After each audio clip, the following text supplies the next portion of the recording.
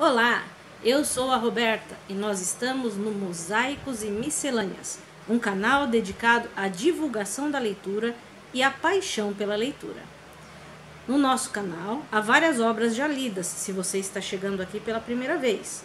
Temos O Pequeno Príncipe, Alice no País das Maravilhas, se você prefere literatura infantil. Se bem que O Pequeno Príncipe não dá para ser chamado apenas de literatura infantil, mas tudo bem. Temos clássicos da literatura, tem o Dom Casmurro em uma playlist por aqui, muitas poesias no Projeto Sarau e temos literatura fantástica. Nós estamos lendo a saga Harry Potter.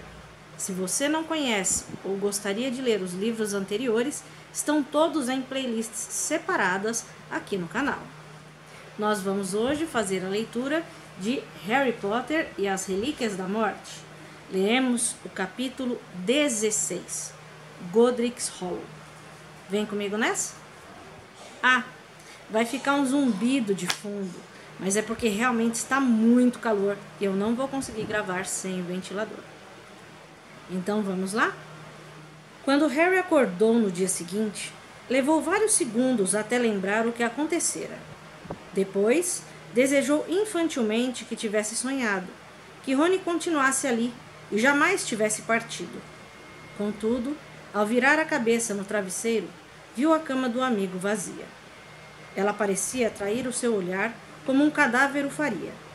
Harry pulou de sua cama, evitando olhar a de Rony. Hermione, já ocupada na cozinha, não desejou a Harry um bom dia, mas virou depressa o rosto quando ele passou. Ele partiu, disse Harry de si para si. Ele partiu. Sentiu necessidade de repetir a frase mentalmente, enquanto se lavava e se vestia, como se com isso pudesse embotar o abalo que sofrera. Ele partiu e não vai voltar. E essa era a verdade pura e simples. Harry sabia que os feitiços de proteção impossibilitariam que Rony os reencontrasse quando saíssem desse lugar. Ele e Hermione tomaram café em silêncio. Os olhos dela estavam inchados e vermelhos. Parecia não ter dormido. Depois, eles guardaram seus pertences, Hermione demorando-se. Harry sabia porque a amiga queria prolongar o tempo à margem do rio. Viu-a várias vezes erguer a cabeça, esperançosa, e teve certeza de que se iludia pensando que ouvira passos, apesar da chuva pesada. Mas ninguém de cabelos ruivos aparecera entre as árvores. Toda vez que Harry a imitava, olhando para os lados, pois não podia deixar de alimentar esperanças, e nada via exceto a mata lavada pela chuva, outra pequena parcela de fúria explodia em seu peito. Ouvia Rony dizendo: "Pensamos que você soubesse o que estava fazendo", e retomava a arrumação das coisas, sentindo um bolo na boca do estômago. O rio barrento ao lado estava subindo rapidamente, e logo transbordaria pelo barranco. Demoraram-se uma boa hora além do horário que normalmente deixariam o acampamento. Por fim, tendo rearrumado a bolsinha de conta 3 vezes, Hermione pareceu incapaz de encontrar outras razões para retardar a partida. Ela e Harry se deram as mãos e desaparataram, reaparecendo em um urzal na encosta de um morro assolado pelo vento. No instante em que chegaram, Hermione largou a mão dele e se afastou, sentando-se por fim em um pedregulho, o rosto nos joelhos, o corpo sacudindo, Harry sabia, por soluços. Parou para observá-la, imaginando que deveria consolar a amiga, mas alguma coisa o manteve pregado no chão. Por dentro, sentia-se frio e tenso. Revia a expressão de desprezo no rosto de Rony. Saiu então, caminhando pelo urzal, descrevendo um largo círculo em torno da aflita Hermione, lançando os feitiços de que ela normalmente se encarregava para garantir a proteção de todos. Nos dias que se seguiram, eles não falaram em Rony. Harry estava decidido a jamais voltar a mencionar o nome dele, e Hermione parecia entender que não adiantava forçar o assunto, embora por vezes, à noite, quando achava que Harry estava dormindo, ele a ouvisse chorar. Nesse meio tempo, ele se habituou a tirar da mochila o mapa do maroto e examiná-lo à luz da varinha. Esperava o momento em que o pontinho com o nome de Rony reapareceria nos corredores de Hogwarts, comprovando que retornara ao confortável castelo, protegido por sua condição de sangue puro. Contudo, Rony não aparecia, e passado algum tempo, Harry viu-se examinando o mapa simplesmente para ver o nome de Gina no dormitório feminino, se perguntando se a intensidade com que o fitava poderia penetrar o sonho da garota, se de alguma forma ela poderia saber que estava pensando nela, desejando que estivesse bem. Durante o dia, eles se ocupavam com as tentativas para determinar os possíveis esconderijos da espada de Gryffindor, mas, quanto mais discutiam onde Dumbledore poderia tê-la guardado, tanto mais desesperadas e improváveis se tornavam as suas especulações. Por mais que vasculhasse o cérebro, Harry não conseguia se lembrar de Dumbledore mencionando algum lugar onde pudesse esconder alguma coisa. Havia momentos em que ele não sabia se estava mais zangado com Rony ou com Dumbledore. Pensávamos que você soubesse o que estava fazendo. Pensávamos que Dumbledore tivesse lhe dito o que fazer. Pensávamos que você tivesse um plano de verdade. Harry não podia esconder de si mesmo. Rony tinha razão. Dumbledore não lhe deixara virtualmente nada. Tinham descoberto um Horcrux, mas não os meios para destruí-la. As outras continuavam tão inatingíveis como sempre tinham estado. A desesperança ameaçava engolfá-lo. Espantava-se agora ao pensar em sua presunção quando aceitou o oferecimento dos amigos para acompanhá-lo nessa viagem tortuosa e inútil. Nada sabia, nada lhe ocorria, e estava constante e dolorosamente alerta ao menor sinal de que Hermione também estivesse prestes a lhe dizer que estava farta e que ia embora. Passavam muitas noites praticamente em silêncio, e Hermione adquiriu o hábito de tirar o retrato de Phineas Nigellus e aprumá-lo em uma cadeira, como se ele pudesse preencher uma parte do enorme vazio que a partida de Rony deixara. Apesar da afirmação anterior de que jamais tornaria a visitá-los, Phineas Nigellus parecia incapaz de resistir à oportunidade de descobrir mais sobre as atividades de Harry e consentia em reaparecer, de olhos vendados, a intervalos irregulares. O garoto sentia-se até satisfeito de vê-lo, porque era uma companhia, ainda que do tipo depreciativo e sarcástico. Tinham prazer em saber o que estava acontecendo em Hogwarts, embora Phineas não fosse um informante ideal. Venerava Snape, o primeiro diretor da Sonserina depois dele próprio a assumir a escola, e os garotos precisavam se cuidar para não criticar nem fazer perguntas impertinentes sobre Snape, ou Phineas abandonaria imediatamente o retrato. Contudo, ele deixava fragmentos de notícias. Pelo visto, Snape estava enfrentando uma insubordinação menor, mais constante, de um núcleo de alunos irredutíveis. Gina fora proibida de ir a Hogsmeade. Snape restabelecera o velho decreto de Umbridge de proibir reuniões de 3 ou mais alunos, ou quaisquer associações estudantis informais. De tudo isso, Harry deduzia que Gina e provavelmente Neville e Luna estavam fazendo o possível para dar continuidade à armada de Dumbledore. Essas mínimas notícias faziam Harry desejar rever Gina com tanta intensidade que chegava a lhe doer o estômago, mas o faziam também pensar em Rony, e em Dumbledore, e na própria Hogwarts, da qual sentia tanta falta quanto da ex-namorada. De fato, quando Phineas Nigellus falava das medidas radicais do diretor, Harry sentia uma loucura que durava uma fração de segundo, em que simplesmente imaginava voltar à escola para se engajar na desestabilização do regime de Snape. Ser alimentado, ter uma cama macia e outros no comando parecia-lhe no momento a perspectiva mais maravilhosa do mundo. Lembrava-se então de que era o indesejável número 1 e que havia um prêmio de 10.000 galeões por sua captura, e que entrar em Hogwarts esses dias era tão perigoso quanto entrar no Ministério da Magia. Na verdade, Phineas Nigellus enfatizava esse fato involuntariamente quando inseria perguntas importantes sobre o paradeiro de Harry e Hermione.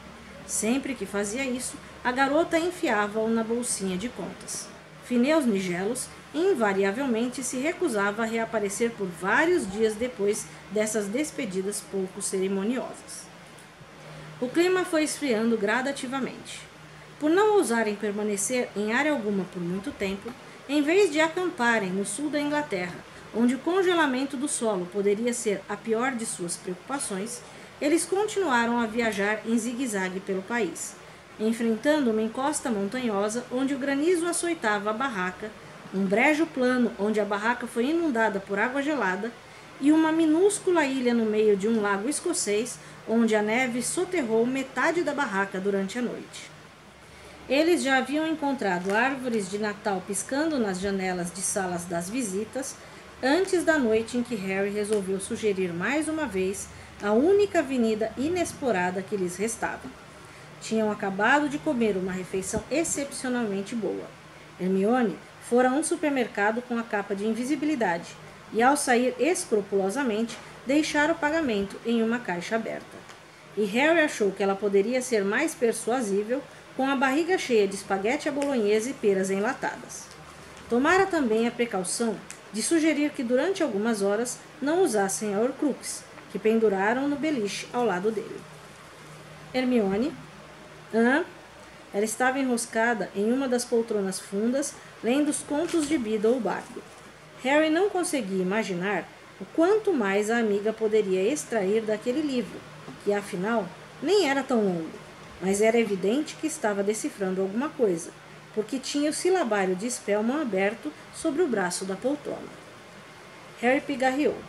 Sentiu-se repetindo exatamente o que fizera quando, vários anos antes, perguntara à professora McGonagall se poderia ir a Hogsmeade, apesar de não ter conseguido persuadir os Dursley a assinarem a permissão.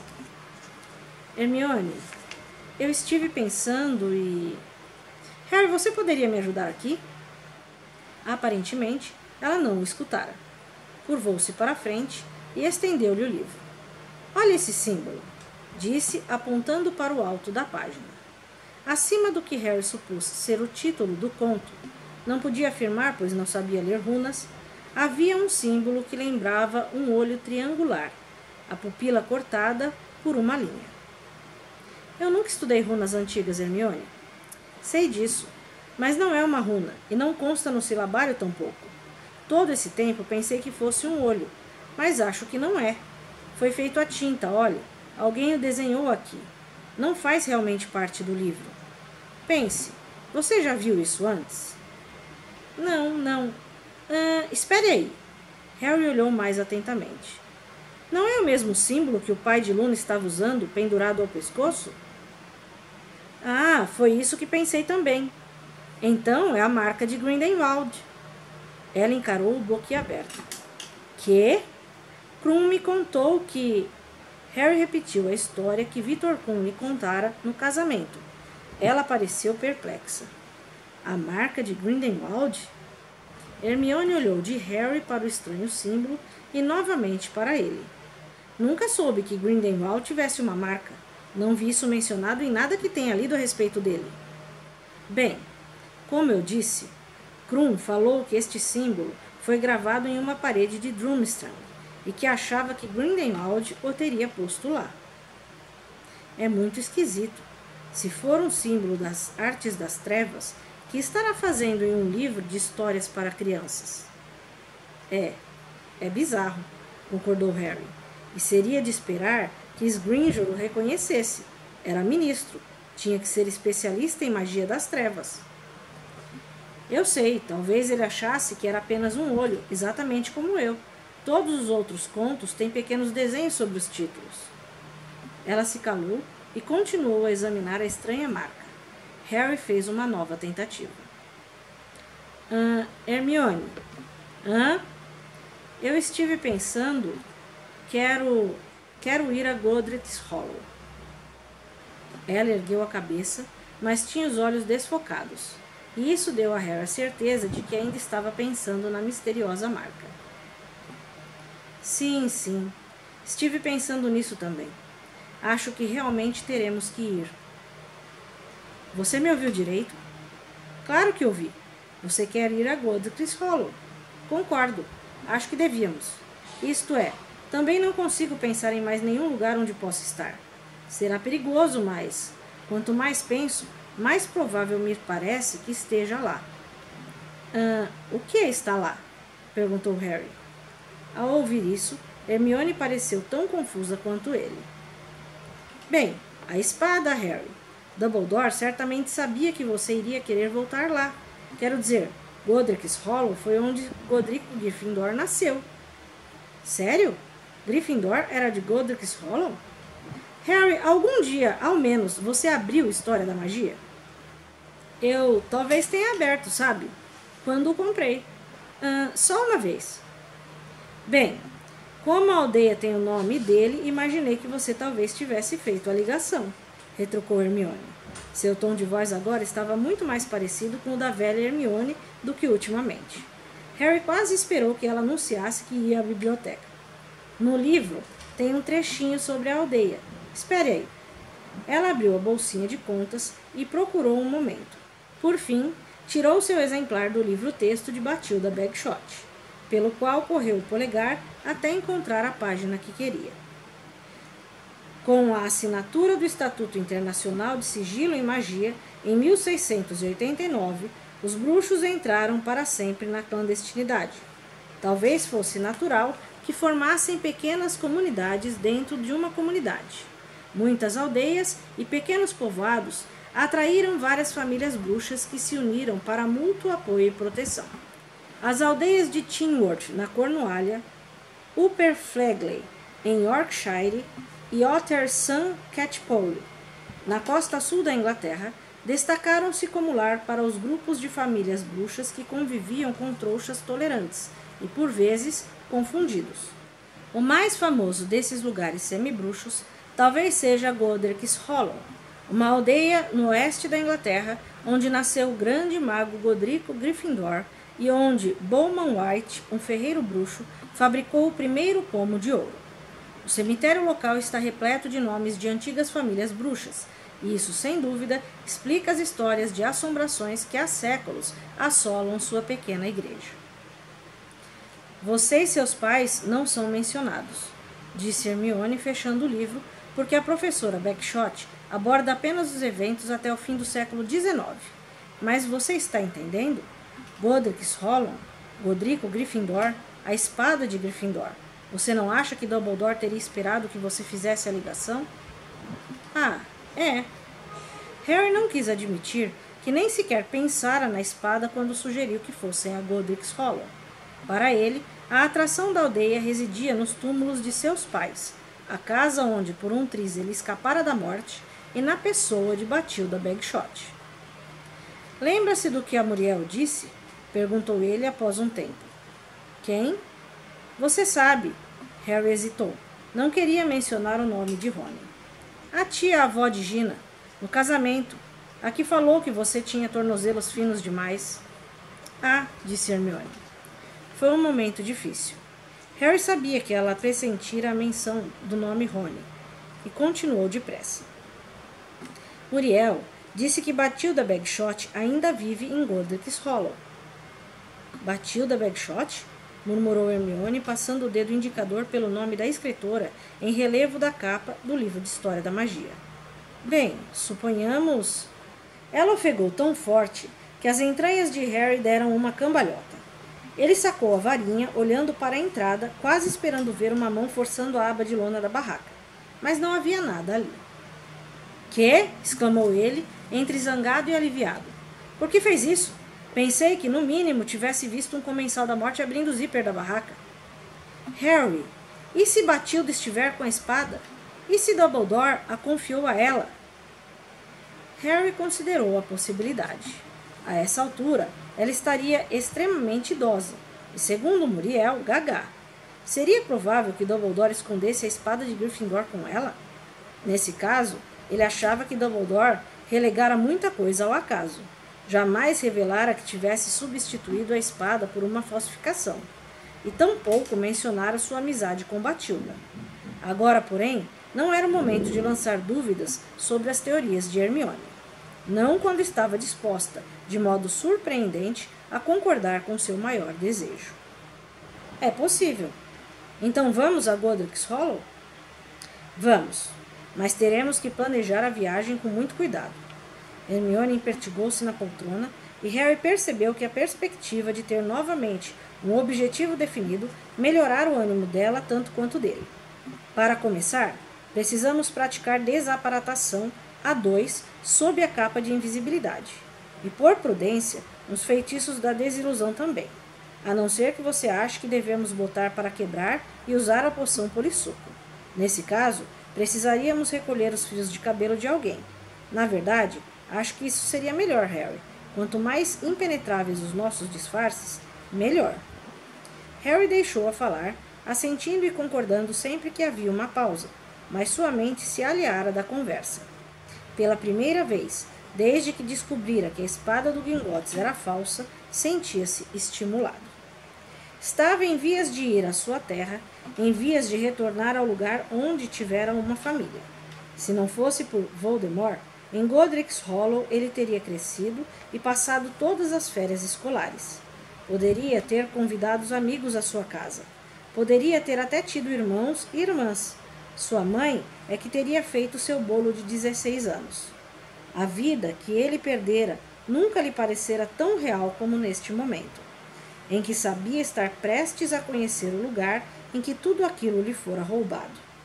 Aquela noite, depois que Hermione foi se deitar, silenciosamente, Harry tirou a mochila da bolsinha de contas e apanhou o álbum de fotografias que Hagrid lhe dera tantos anos atrás. Pela primeira vez em meses, examinou em detalhes as velhas fotos de seus pais, sorrindo e acenando para ele em imagem que era só o que lhe restava deles. Harry teria de bom grado partido para Godric's Hollow no dia seguinte, mas Hermione tinha outras ideias. Convencida de que Voldemort esperaria que Harry voltasse à cena da morte de seus pais, ela decidira que só viajariam depois de assegurar que tivessem os melhores disfarces possíveis. Portanto, só uma semana mais tarde, após obterem fios de cabelo de trouxas inocentes que faziam compras de Natal e praticar aparatação e desaparatação sob a capa de invisibilidade, Hermione concordou em viajar. Deviam aparatar até a aldeia, protegidos pela escuridão da noite. Portanto, a tarde ia adiantada quando finalmente beberam a poção polissuco, e Harry se transformou em um trouxa de meia-idade com cabelos rareando, e Hermione em uma esposa pequena e apagada. A bolsinha de contas, com todos os seus pertences, afora o Horcrux que Harry usava no pescoço, estava guardada no bolso interno do casaco de Hermione, abotoado até em cima. Harry cobriu-os com a capa de invisibilidade e eles penetraram mais uma vez na sufocante escuridão. Sentindo o coração bater na garganta, Harry abriu os olhos. Achavam-se parados, de mãos dadas, em uma estradinha coberta de neve, sob um céu azul escuro, em que as primeiras estrelas da noite começavam a piscar palidamente. Havia chalés de ambos os lados da via estreita, e decorações de Natal cintilavam as janelas. Um pouco adiante, um clarão dourado de lampiões de rua indicava o centro da aldeia. Quanta neve!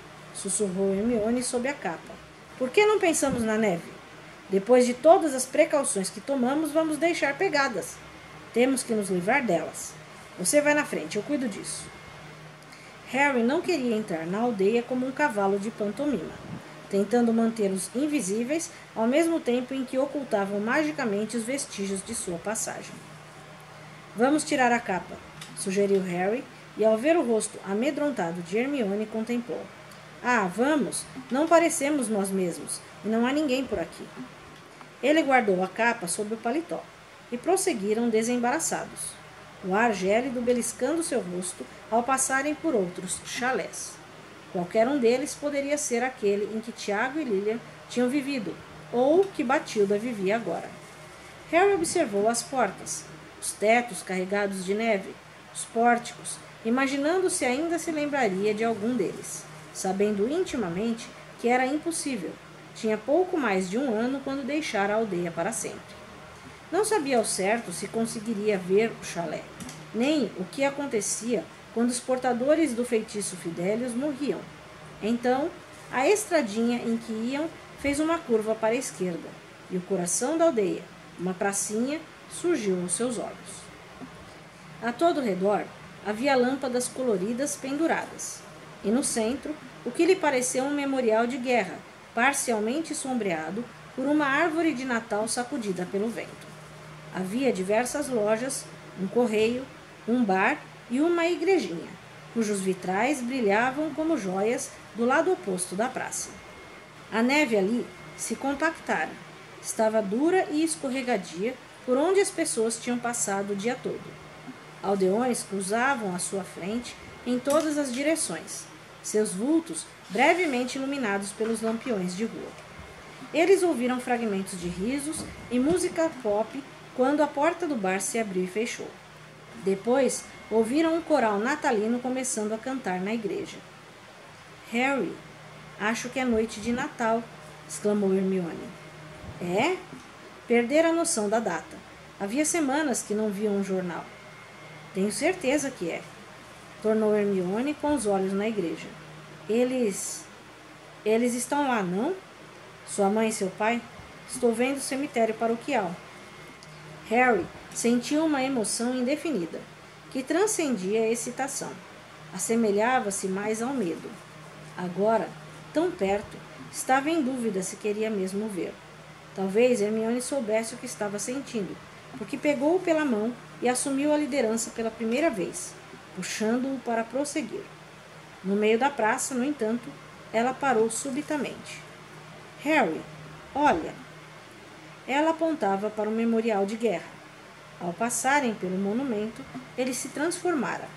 Em vez de um obelisco coberto de nomes, havia uma estátua de 3 pessoas. Um homem de cabelos rebeldes e óculos, uma mulher de cabelos longos e rosto bonito e bondoso, e um menininho aninhado nos braços dela.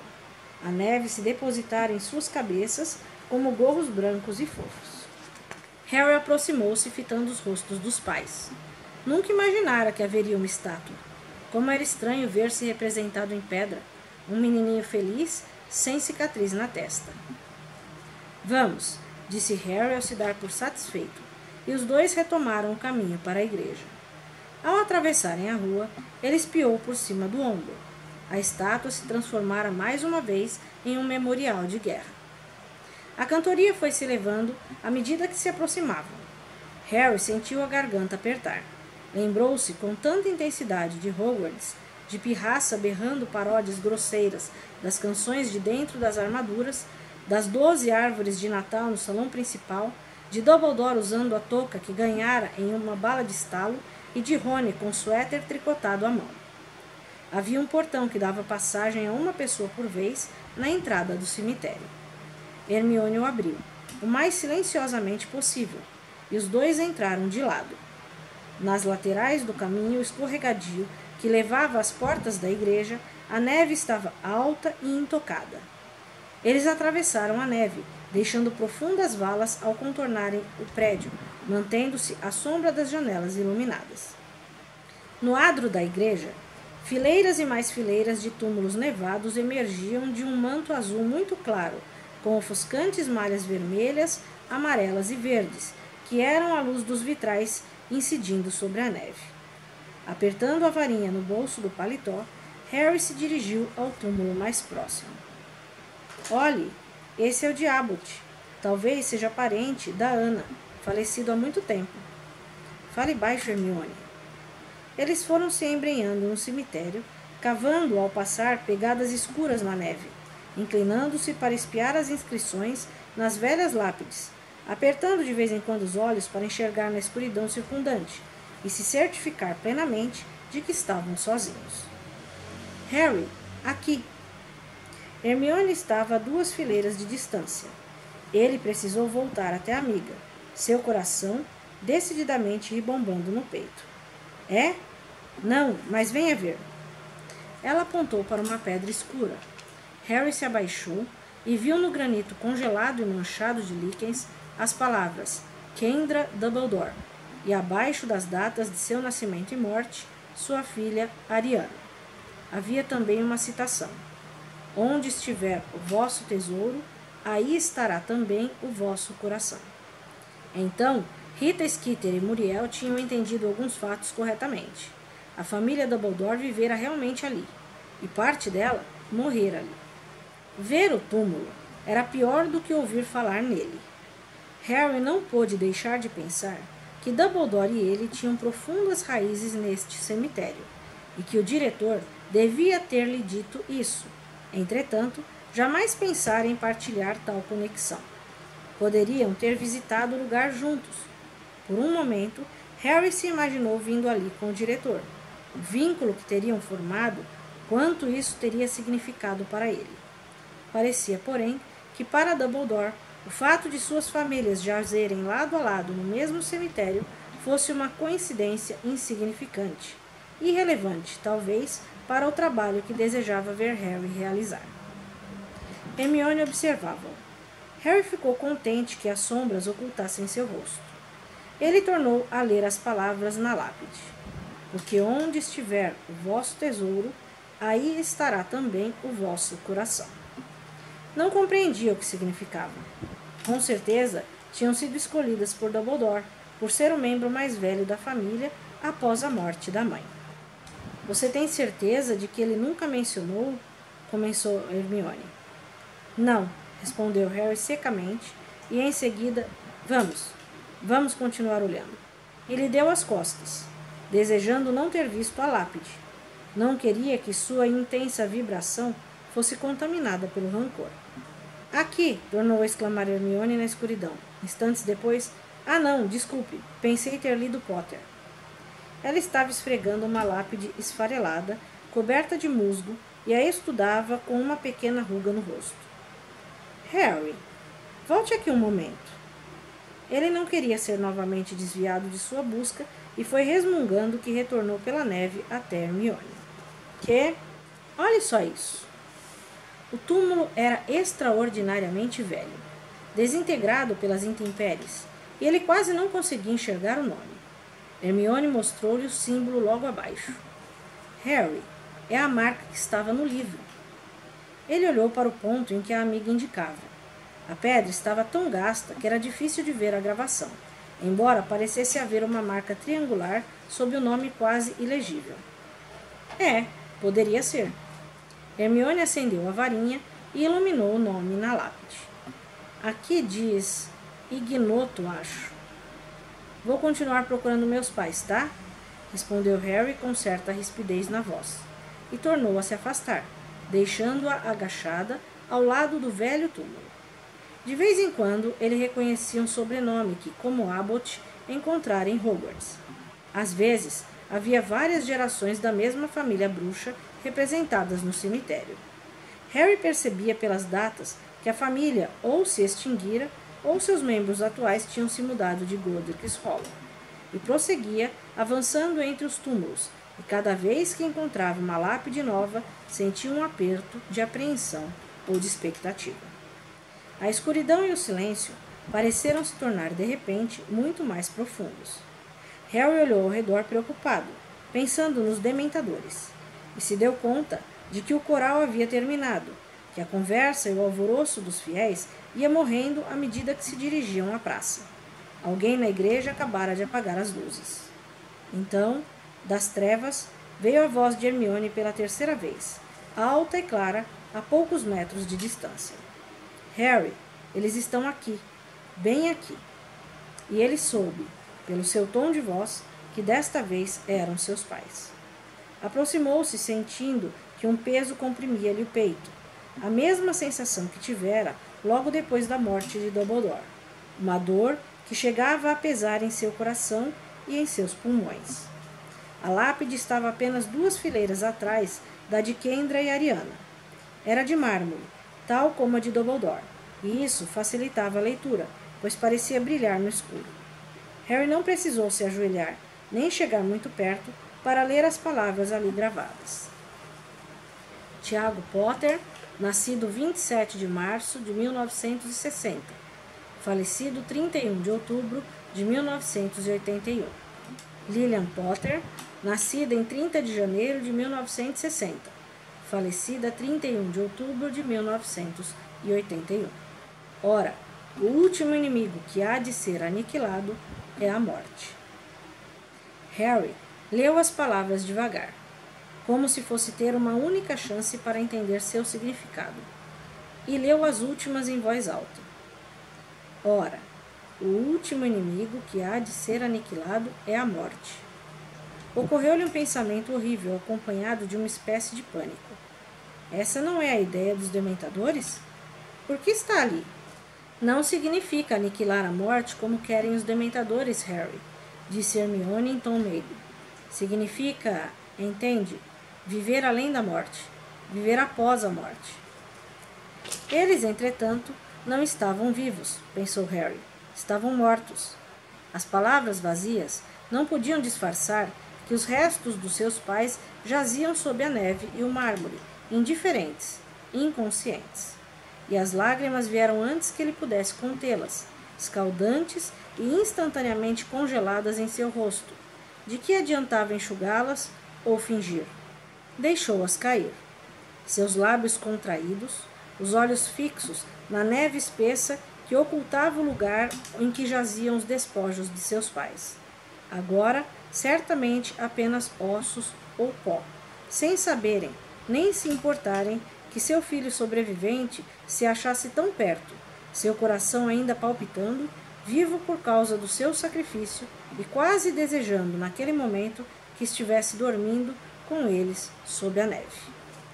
Hermione pegara sua mão e a apertava com força. Ele não conseguia fitá-la, mas retribuiu o aperto, e agora inspirava haustos profundos e cortantes do ar noturno, tentando suportar, tentando se controlar. Ele devia ter trazido alguma coisa para lhes oferecer, e não pensara nisso. E todas as plantas do cemitério estavam desfolhadas e congeladas. Hermione, porém, ergueu a varinha, fez um círculo no ar e, diante de seus olhos, fez brotar uma coroa de Eléboros. Harry apanhou-a e depositou-a no túmulo dos pais. Assim que se levantou, quis ir embora. Achava que não aguentaria ficar ali nem por mais um minuto. Harry passou o braço pelos ombros de Hermione, e ela passou o dela por sua cintura. Viraram-se em silêncio e se afastaram pela neve, deixando para trás o túmulo da mãe e da irmã de Dumbledore, e voltaram em direção à igreja e ao portão estreito e pouco visível. Bom, um capítulo bastante pesado, né? No sentido assim, o clima do capítulo é um clima bastante pesado. Nós temos, primeiro, a concretização da partida do Rony. O Rony tinha abandonado eles no fim do capítulo anterior, e nesse capítulo nós temos o período em que o Harry e a Hermione estão convivendo com essa ideia, convivendo com a ideia de que o Rony os abandonou. E temos os dois indo a Godric's Hollow. Nós acabamos ficando sabendo que a aldeia recebe o nome do Godrico Gryffindor, o que é uma curiosidade legal, e nós percebemos intenções bastante diferentes nos dois ao ir a Godric's Hollow. A Hermione está indo com a intenção de localizar a espada, e o Harry, pelo lado pessoal, né, está indo para visitar os túmulos dos pais, para visitar a aldeia em que ele nasceu, em que ele viveu o primeiro ano, e conhecer, né, de uma forma mais concreta o momento em que o Voldemort, como diz o livro, roubou toda a vida que ele poderia ter ao matar seus pais. E aí nós temos os dois chegando no dia de Natal, né, na noite de Natal, na aldeia.